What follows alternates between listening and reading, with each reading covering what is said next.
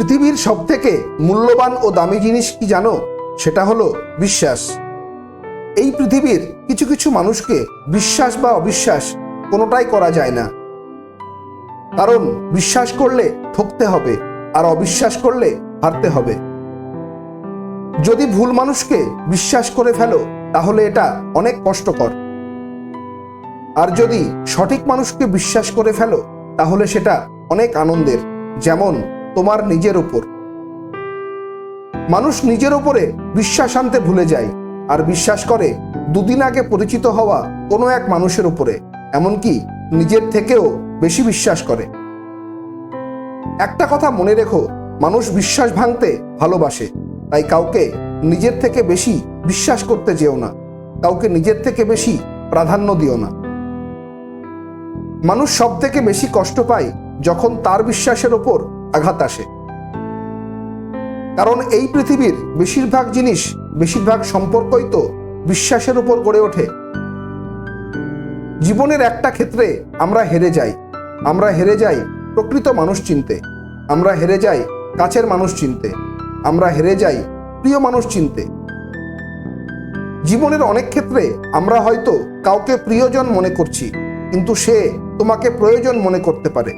কারণ মানুষ প্রয়োজনে প্রিয়জন হয়। এই পৃথিবীতে প্রিয়জন বলতে একমাত্র ঈশ্বর। কারণ কি জানো? দুনিয়াতে মানুষের মধ্যে প্রিয়জন বলতে আসলে কেউ নেই। যা কিছু আছে তা হলো সবই প্রয়োজন। যখন প্রয়োজন ফুরিয়ে যায় তখন সেই প্রিয় মানুষগুলোর রং বদলায়, একমাত্র তোমার ঈশ্বর ছাড়া। কারণ তার কাছেই একমাত্র তুমি সঠিক বিচার পাবে। এই পৃথিবীর বেশিরভাগ মানুষ অভিনয় করে বেড়ায়, আর এখানকার সবথেকে বড় অভিনেতা কারা জানো? স্বার্থপর মানুষ। মানুষ কিন্তু একই ভুল বারবার করে।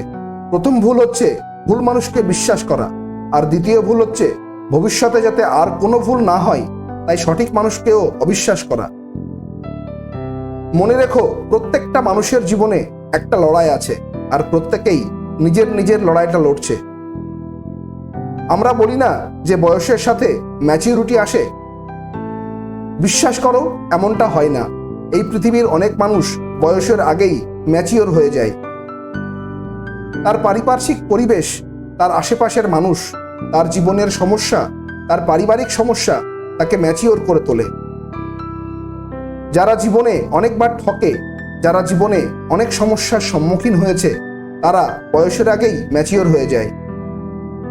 যারা মানুষকে ঠকাতে ভালোবাসে তারা এটা জানে না যে ঠকে যাওয়া মানুষগুলো ঠকতে ঠকতে একটা সময় শিখে যাবে, আর সে ঠকাতে ঠকাতে একদিন ফেঁসে যাবে। আজকের ভিডিওটি এই পর্যন্তই। আজকের ভিডিওর মতো পরবর্তী অনুপ্রেরণামূলক ভিডিও দেখতে হলে চ্যানেলটিকে অবশ্যই সাবস্ক্রাইব করে পাশে থাকা বেল আইকনটি প্রেস করবেন। ভিডিওটি কেমন হলো তা কমেন্ট করে জানাবেন, এবং ভিডিওটি অবশ্যই লাইক ও শেয়ার করবেন, কারণ আপনার একটি লাইক আমাকে এরকম আরও ভিডিও আপলোড করার অনুপ্রেরণা দেবে। ভিডিওটি সম্পূর্ণ দেখার জন্য ধন্যবাদ।